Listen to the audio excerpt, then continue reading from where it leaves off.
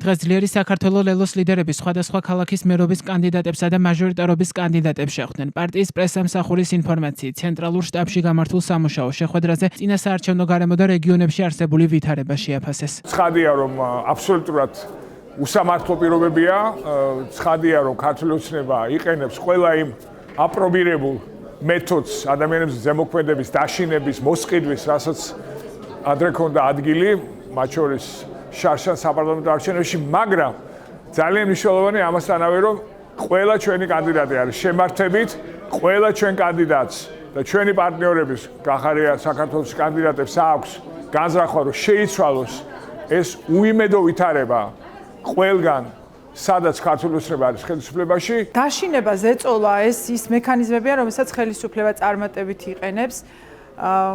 და რა თქმა უნდა ამჯერადაც, თუმცა აუცილებლად უნდა დავაფიქსირო ადამიანების განწყობა ცვლილებისკენ, არიან ნამდვილად მოლოდინის რეჟიმში, ნამდვილად უნდა ცვლილება და მე იმედი მაქვს, რომ შიშსაც გატეხენ, არჩევნებში მონაწილეობას მიიღებენ, იმიტომ რომ რეგიონებში ფაქტიურად ადამიანთა დიდი ნაწილი, უпроსტად ამორჩევლების დიდი ნაწილი აპირებს არჩევნებზე მისვლას.